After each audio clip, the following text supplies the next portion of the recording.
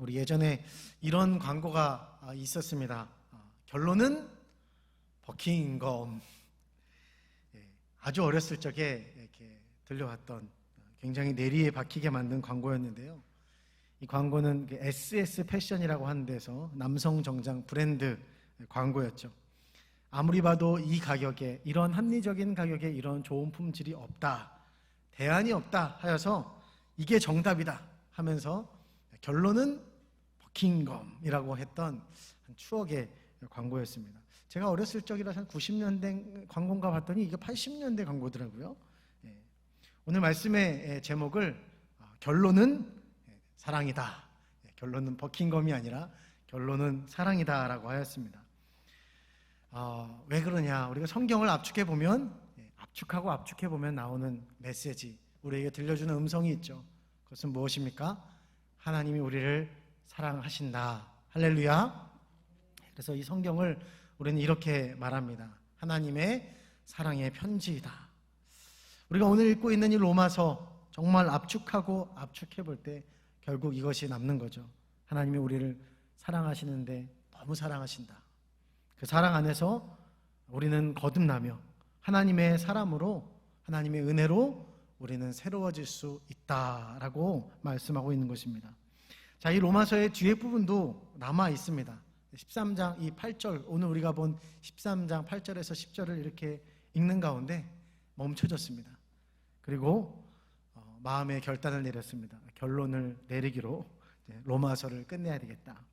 오늘 본문 앞 단락인 세상 권세에 대한 그리스도인의 입장이 나오고요. 그 다음 단락에 뭐가 나오냐, 형제를 비판하지 말 것에 대한 이야기가 나옵니다.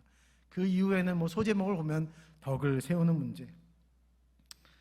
이 로마서 후반부에 바울이 담고자 했던 내용들은 그리스도인으로서, 은혜를 받은 그리스도인으로서 어떻게 살 것인가, 구체적인 삶에 대해서 말하고 있는데요. 그런데 이 모든 문제의 핵심 열쇠, 만능 열쇠는 무엇이냐? 그것은 바로 사랑이다라는 거예요. 오늘 10절에도 나오지만 완성은 사랑이다 라고 말하고 있으니 여러분, 제가 무슨 더 할 말이 있겠습니까? 오늘 성경은 8절에 이렇게 말하고 있습니다. 우리 한번 8절 말씀 다시 읽어보실까요? 시작. 아무 빚도 지지 말라. 여기까지 읽겠습니다. 자, 여기서 우리는 그리스도인으로서 가져야 할 마음과 자세에 대해서 살펴보게 됩니다. 그것은 먼저 빚에 대한 마음인 거예요. 빚. 여러분, 그리스도인으로서 우리가 빚을 지면 될까요? 안 될까요? 오늘 성경의 입장은 분명하죠. 빚은 반드시 갚아야 한다. 왜 오늘 빚이라는 단어가 등장할까요?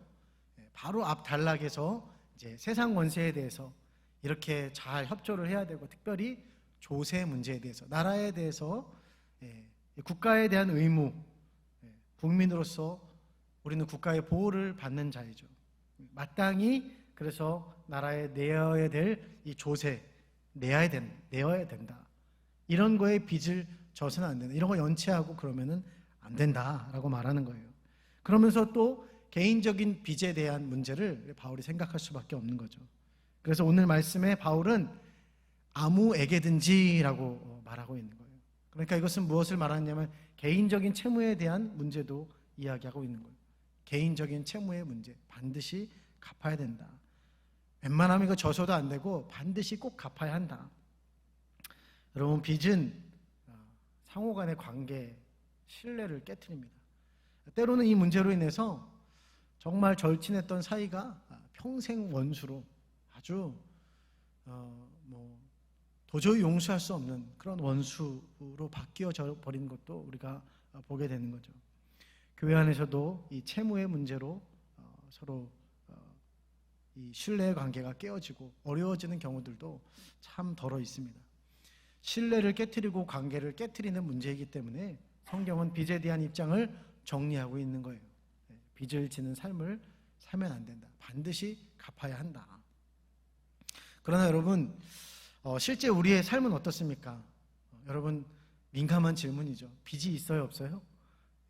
대한민국에 빚이 없는 사람이 얼마나 있겠습니까? 집 사기 위해서 나라에 빚을 지고, 은행에 빚을 지고, 사업을 하기 위해서 빚을 지고, 다 이런 실제적인 빚이 있다라는 것이죠.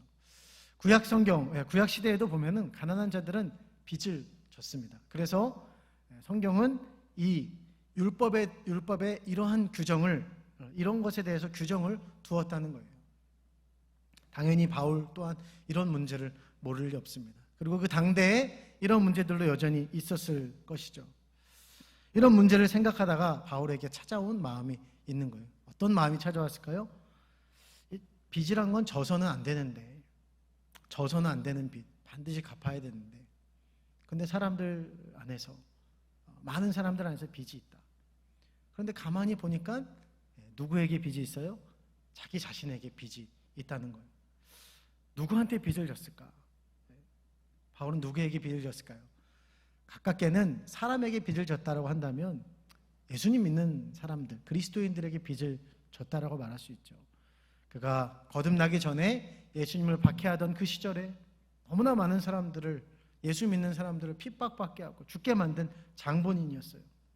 그런 괴수 중에 괴수였는데 바나바가 자기를 변호해 주는 거예요. 그리고 그리스도인의 공동체로 들어오게 하고 사역의 자리까지 이끌어 주었습니다. 그는 그리스도인들에게, 또 바나바와 같은 사람들에게 빚을 졌어요. 도대체 나는 그들에게 원수와 같은 자인데 어떻게 원수와 같은 자인 나를 받아줄 수 있었나, 이렇게 생각해보면서 올라가다 보니 자기가 누구에게 빚을 졌다는 것을, 누구에게 정말 많은 빚을 졌다는 것을 깨달았어요. 예수 그리스도께 빚을 진 사람이다라는 것을 깨닫게 된 거예요. 그래서 그는 로마서 이 1장 서두에 14절 말씀을 고백을 하고 있어요. 나는 헬라인에게나 이방인에게나 지혜 있는 자나 어리석은 자에게 다 무엇을 졌다? 빚을 졌다. 인간사 존재하는 어쩔 수 없는 빚의 문제를 이렇게 보니까 결국 자신도 빚을 진 자구나라는 것을 깨닫게 된 것입니다. 그리고 12장부터 이어온, 이렇게 해야 된다, 저렇게 해야 된다, 그리스도인이라면 이런 삶을 살아야 된다라고 하는 그런 주장을 잠시 멈추고 다시 본질로 돌아가서 말하는 거예요. 자신을 포함한 우리 모두는 어쩔 수 없는 사랑의 빚을 진 자들이다. 그래서 이렇게 말하고 있죠. 피차 사랑의 빚 외에는. 이 말이 무슨 말입니까? 오늘 여기에 등장하는 사랑이란 단어는 아가판이라고 합니다. 아가파오라고 하는 사랑하다라고 하는 이 단어의 현재 진행형인 거예요. 그래서 바른 번역은 사랑하는 것, 계속해서 사랑하는 것을 말하고 있는 거예요. 아가파오란 여러분 본질적으로 하나님의 사랑을 말하는 거죠. 그리고 그 성질은 계속 되어지는 것을 말하고 있습니다. 따라서 이 사랑은 우리가 갚을 수 없는 빚이라는 거예요. 절대로 갚을 수 없는 빚이라는 거예요.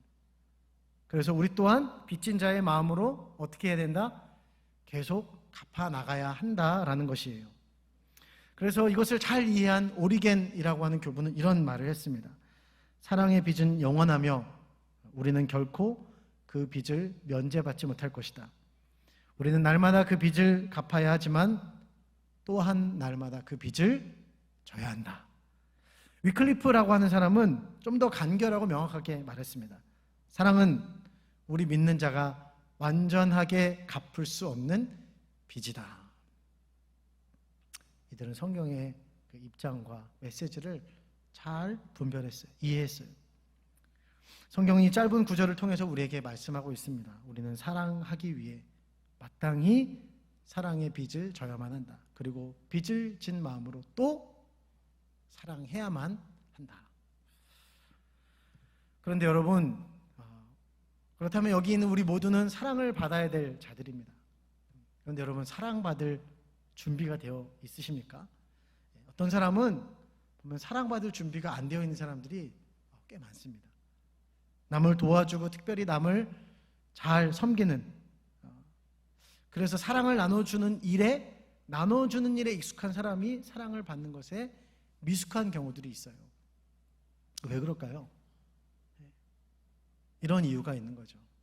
자신의 초라함을 보이고 싶지 않아서, 자존심 때문에.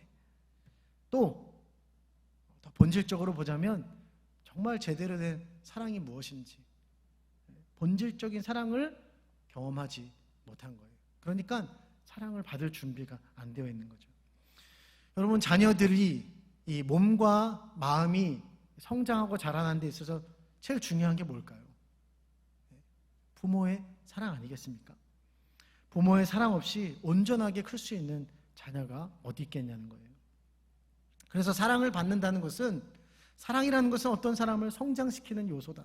그러니까 사랑을 받는다는 것은 자녀뿐만이 아니라 부모된 우리에게도 또 우리 평생에 너무나 중요한 문제라는 것을 우리는 알 수 있습니다. 왜냐하면 우리는 계속해서 예수 그리스도의 장성한 분량에까지 자라나야 되기 때문에. 어떤 목사님께서 한 질문에 대해서 이렇게 대답하는 영상을 보게 됐어요. 이 질문은 뭐냐면, 자녀로서 이제 부모에게 별로 해줄 수 있는 게 없는데 제가 어떻게 부모에게 어떤 무언가 도움이 될 수 있을까요? 어떤 유익이 될 수 있을까요? 아마 뭔가 가진 것이 별로 없으신 분의 그런 질문 같았어요. 저도 그런 질문을 던지곤 합니다. 부모님께 효도를 해야 되는데 어떻게 하지? 가진 게 없는데. 그런데 이 목사님께서 이런 대답을 하시더라고요.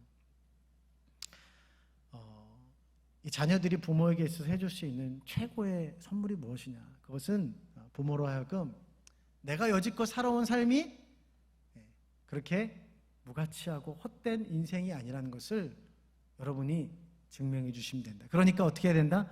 자꾸 인정해 드리고 지지하는 말들을 잘 해주면서 그분들의 자존감을 높여주고, 그분들의 인생에 후회가 없도록, 천국 가시는 그 길에 후회가 없도록 계속해서 옆에서 너무 잘 사셨다고, 너무 훌륭하시다고 이렇게 인정하고 지지하라는 거죠. 결국 무엇을 말하고 있느냐? 부모도 인정과 지지가 필요하고 부모도 자식의 사랑이 필요하다라는 것이죠.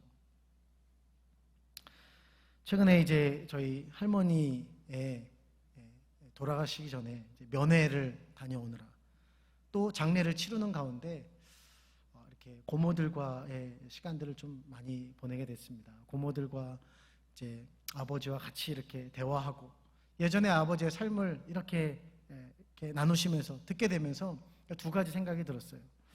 하나는 참 아버지가 대단하시고 존경스럽다는 마음과 동시에, 다른 하나는 참 안타깝다라는 마음이 들었어요. 전에도 제가 말씀드렸던 적이 있는 것 같습니다. 한국전쟁의 피해로 돌아가신 할머니께서 졸지의 과부가 되셨습니다. 전쟁통에는 다 많이들 그러셨죠. 아버지를 홀로 키워야 하는 할머니께서는 주위에서 계속해서 반복해서 권유를 하는 거죠. 재혼을 해야 된다. 그리고 주위에 막 소개를 시켜주는데, 나름 이제 부유한 집안의 어떤 남자 분께서 지금 돌아가셨죠. 그 할아버지와 결국 재혼을 하시게 되었다는 거죠. 그런데 그 선택이 어떻게 되었냐? 결국은 안타깝게도 할머니께서 저희 아버지를 가까이 옆에 두지 못하고 아버지를 하는 수 없이 이렇게 돌아가신 그 할아버지의 형제, 이 친척집으로 보내야 되는 선택이 되었던 것이죠.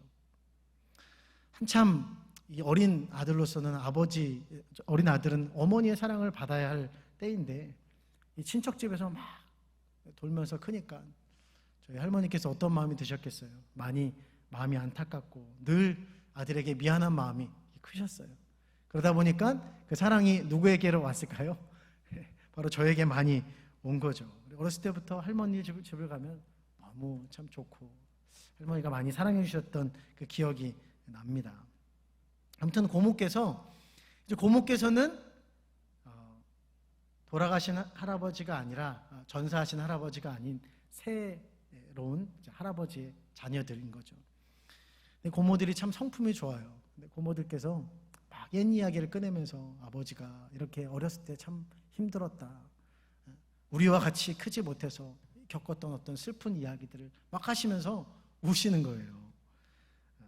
그러면서 막 이런 얘기를 하더라고요. 왜 엄마는 굳이 재혼을 하셔가지고 이렇게 참 본인도 불행하고 오빠도 이렇게 불행하게 하고 이런 마음을 표현하시는데 아버지께서 덤덤하시게 다 뭐 그때 그랬고 또 나는 나대로 하나님께서 잘 인도해 주셔서 이렇게 크지 않았냐면서 진짜 전혀 뭐 서운함을 내비치지 않으시는 그런 모습들을 보면서 참 존경스럽고 그렇게 그런 어려운 과정을 이겨내시고 목회의 길을 잘 걸어오신 아버지 참 존경스럽다는 마음이 들었습니다.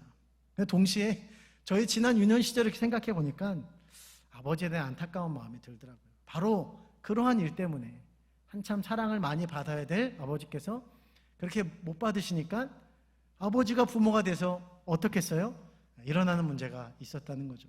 비교적 정말 좋은 아버지로 지금도 그렇다고 생각은 들지만 그러나 그 어린 시절에는 많이 엄하시고 이렇게 표현에 있어서 아버지가 정말 나를 사랑하시는가라는 것들을 잘 몰랐던 것 같아요.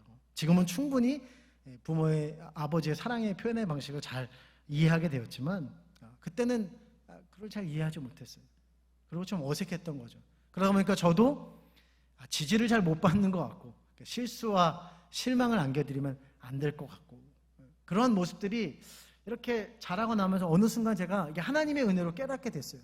어느 날 이렇게 새벽에 기도 끝나고 나서 이렇게 가만히 이렇게 있는데 왜 이렇게 내가 자신감이 없지? 자존감이 낮은 것 같지? 하는데 이게 하나님께서 깨달음을 주시더라고요.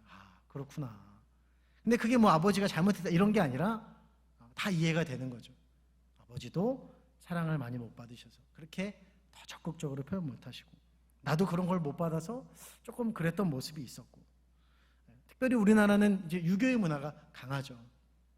뭐 이런 얘기를 들으면서 뭐 이게 저뿐만이 아니라 여러분 다 해당되는 얘기 아니겠습니까? 여러분의 세대에 또 부모님 세대에 다 유교적 문화가 더 강하기 때문에 분명히 부모님들은 사랑을 표현하셨는데 이렇게 표현이 잘 안 되다 보니까 자녀들은 충분히 사랑받지 못한다라는 마음들, 지지를 받지 못한다는 마음을 갖게 되는 거죠. 그러면서 자신감과 이 자존감이 결여되어 있는 모습들을 많이 어른 세대들에서 살펴보게 됩니다. 그래서 부모의 헌신되어진 사랑, 이 표현되어진 사랑이 참 자녀에게 중요하다라는 것을 깨닫게 되는 거죠. 여러분 오늘 우리는 특별히 하나님의 자녀로 부름을 받은 자들입니다. 할렐루야. 그렇다면 우리에게는 가장 필요한 것이 무엇일까요? 우리 아버지 되신 하나님의 사랑이 우리에게 너무나 필요하다는 거죠. 그래서 오늘 성경은 우리에게 이렇게 말하고 있지 않습니까? 우리는 사랑의 빚을 져야만 하는 존재이다. 여러분 옆에 계신 분 좀 바라보시면서 이렇게 인사하십시오. 사랑의 빚을 집시다. 시작. 이렇게 한번 말씀해 보세요. 나도 신세 좀 집시다. 시작. 한번 이렇게 인사해 주세요. 제가 좀 꿔드릴게요.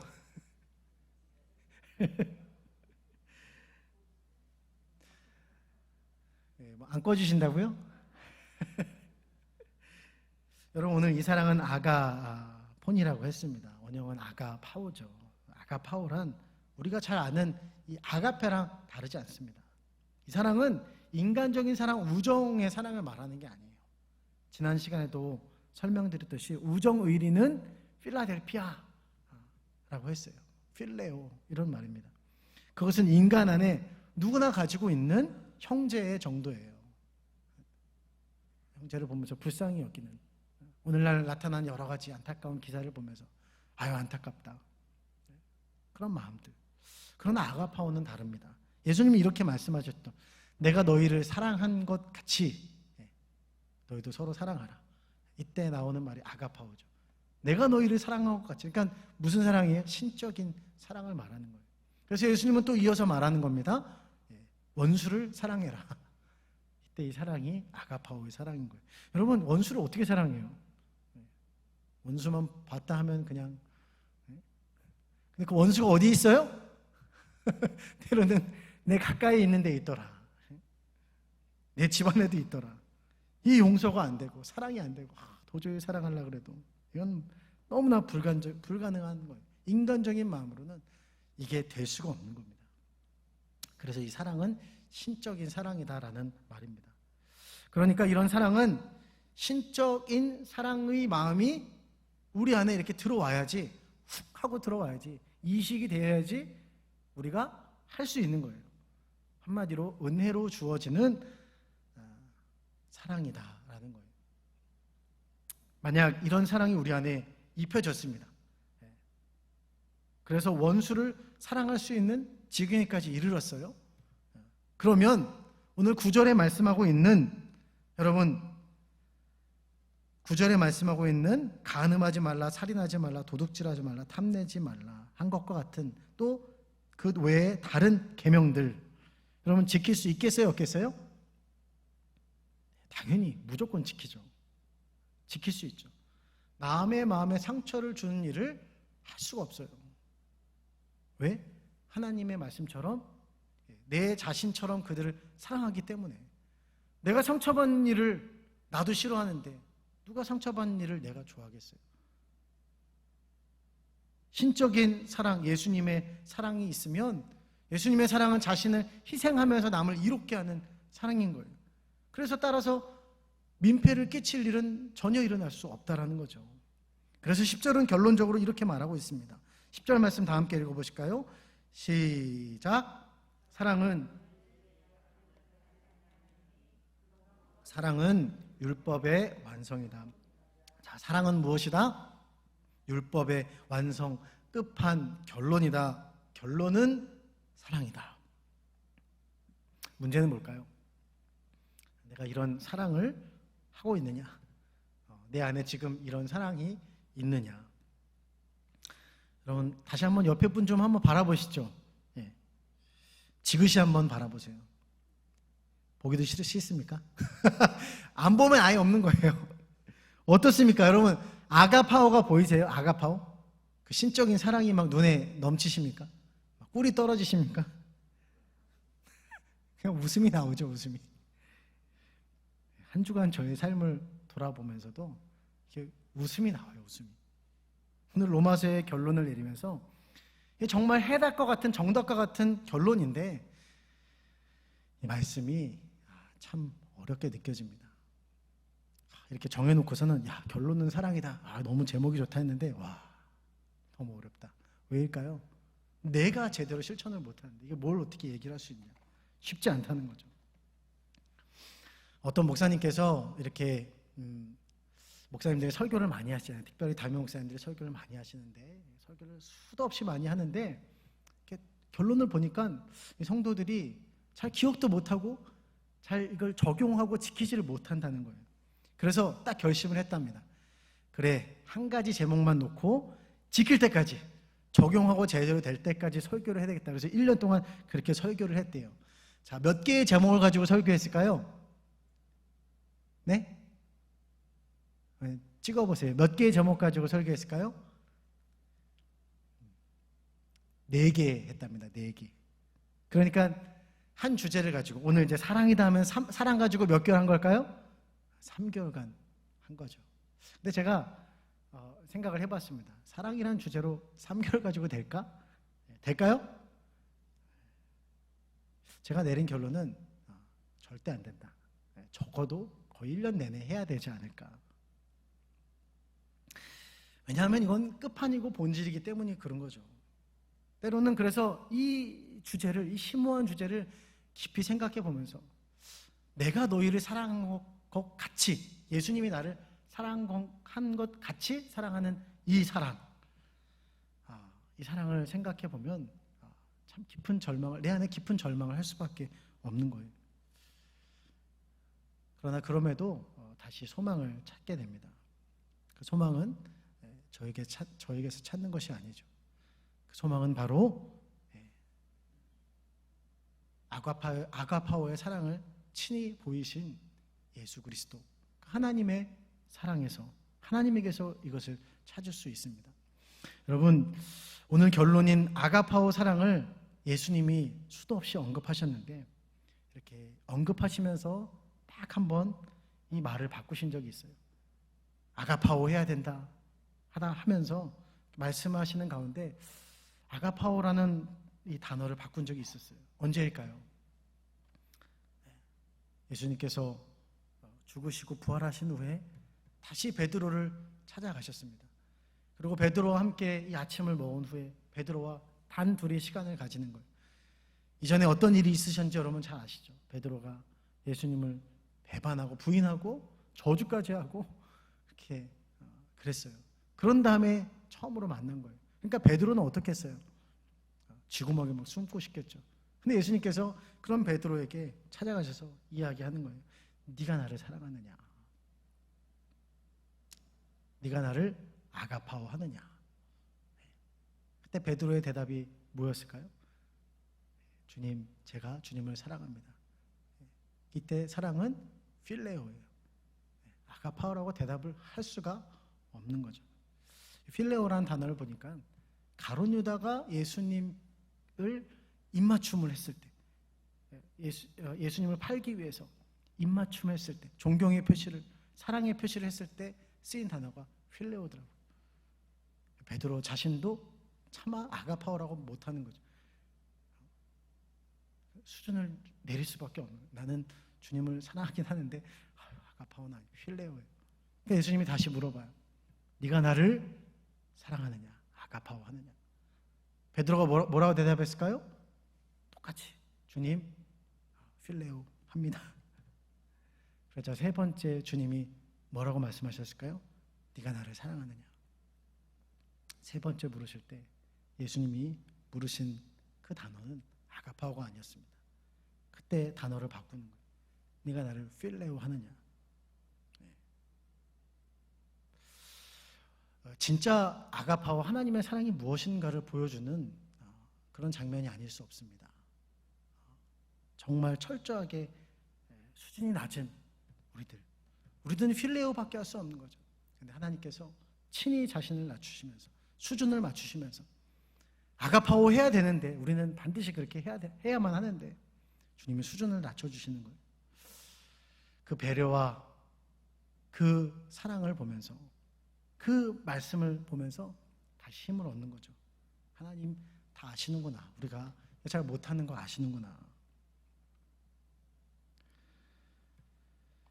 그렇게까지 말씀하신 하나님, 우리가 부족하지만 연약하지만 그렇게 해서라도 한 걸음 사랑하면서 하나님의 그 아가파오 사랑에 이르라는 말씀 아니겠습니까? 얼마 전에 참 한 어린이집에서 이렇게 아동 학대 사건이 있었더라고요. 그래가지고 이제 이름을 보니까 이름이 하필이면 아가파오였습니다. 너무나 안타까운 사건이었고 참 부디 저 이름의 뜻이 사람들에게 안 알려줬으면 좋겠다. 너무나 귀한 뜻인데 뭐 이렇게 대충 얘기를 들어보니까 뭐 설립한 원장이 이제 나가고 다른 원장님이 이렇게 해서 뭐 또 이제 정신이 많이 사라졌겠죠. 그래서 그렇게 일어난 일이라고 저는 그렇게 믿고 싶습니다. 아가파오라고 이런 고귀한 이름이 이렇게 더럽혀질 수 있구나. 그러면서 이 사건을 보면서 우리의 모습, 제 모습을 볼 수밖에 없는 거죠. 내 안에는 그런 아가파오가 있는가? 아가파오의 정신이 있는가? 그런 정신으로 사람을 사랑하고 있는가? 솔직히 말해서 내가 좋아하는 사람은 사랑하지만 나를 싫어하는 사람을 내가 왜 사랑해? 이게 우리의 모습 아니에요. 부끄럽지만 내 안에는 이게 없는 거예요. 잘 노력해봐도 잘 안 되는 거죠. 나오는 말과 행동은 이게 원래 이러려고 했던 건 아닌데 막 이상한 말이 나오고 신경질을 내고 비판하고 어쩔 때는 내가 이게 성도가 맞는가라는 생각이 들 때도 있습니다.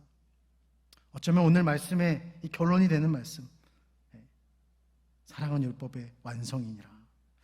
주님이 그렇게 말씀하시는 것 같아요. 이게 너 가능하냐? 사랑은 율법의 완성인데 가능하냐? 불가능하지 않니? 불가능하지. 너한테는 불가능하지. 그러니까 내가 필레오로 낮추는 거 아니겠냐? 그렇게 해서라도 네가 할 수 있는 수준이라도 이렇게 하면서 나의 사랑을 좀 입지 않겠니? 나를 찾으면서 불가능하고 안 된다는 것을 깨달았을 때 그 사랑을 입어보지 않겠니? 오늘 주님께서 우리에게 말씀하고 계신 줄 믿습니다. 사랑하는 여러분, 오늘날 이 시대 가운데 아가파오의 사랑은 어디 가도 찾아보기가 참 어렵습니다. 내 안에도 찾아보기가 쉽죠. 갖고 싶지만 너무나 어려운 주제이기도 합니다. 그러나 오늘 하나님 말씀 분명히 우리에게 말하고 있습니다. 이 아가파오의 사랑이 율법의 완성이고 우리는 이 사랑의 빚을 져야만 하는 자들이다. 그리고 빚을 질 때 우리가 누군가를 사랑할 수 있고 또 사랑할 수 있고 그렇게 하나님의 기쁨이 되는, 하나님의 영광이 되는, 그리고 모두에게 기쁨이 되는 그런 하나님의 사람들로 살아갈 수 있다라고 오늘 하나님께서 말씀하고 계신 줄 믿습니다. 그러므로 사랑하는 성도 여러분, 오늘 하나님의 사랑의 빚을 지는, 그리고 또 사랑하기로 결정하는 우리 모두가 될 수 있기를 주님의 이름으로 축복합니다. 오늘